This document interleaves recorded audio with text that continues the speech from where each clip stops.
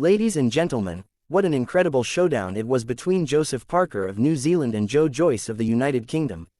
From the very first bell, both men came out with fire in their eyes, determined to prove dominance in the heavyweight division.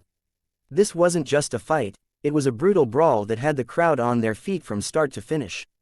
Joseph Parker, the former WBO heavyweight champion, showed his trademark speed and sharp combinations early on.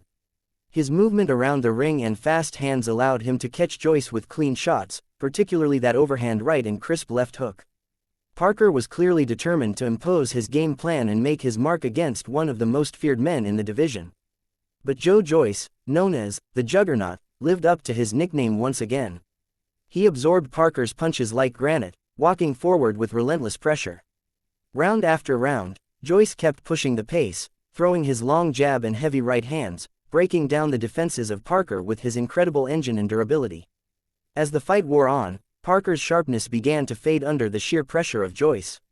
Every time Parker landed something meaningful, Joyce returned with 2 or 3 thudding punches that reminded everyone why he's considered one of the toughest fighters in the sport. His chin, his stamina, and his determination made him a nightmare for Parker to deal with. The middle rounds showcased the best of both fighters.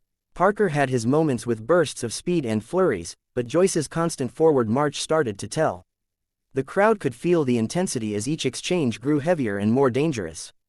Both men were tested not just physically, but mentally in the heat of battle. Joyce's jab was a key weapon throughout the fight. It wasn't just a range finder, it was a punishing, thudding shot that consistently snapped back Parker's head. Behind that jab came the big right hand, hooks to the body, and uppercuts that wore Parker down bit by bit. In the later rounds, the fight turned brutal. Parker, bruised and bloodied, continued to show immense heart. He fought back with courage, landing big shots of his own and refusing to give in. But Joyce's iron chin and relentless engine proved too much. The pressure never stopped, and Parker found himself trapped more and more against the ropes. The atmosphere inside the arena was electric. Fans knew they were witnessing something special, a true heavyweight war. Both fighters gave everything, but one man was breaking the other down systematically. Parker's skill and bravery were undeniable, but Joyce's power and willpower were simply overwhelming.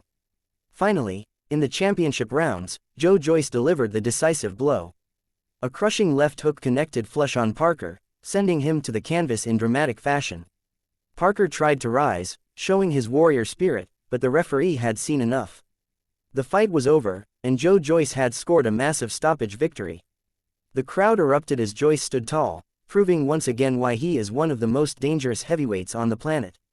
He had beaten a former world champion in brutal fashion and cemented his place among the elite. For Joseph Parker, it was a night of heartbreak but also respect. He showed incredible courage, skill, and determination, reminding the world why he's still a top contender. Even in defeat, he earned admiration for his heart and bravery. For Joe Joyce, this victory was career-defining.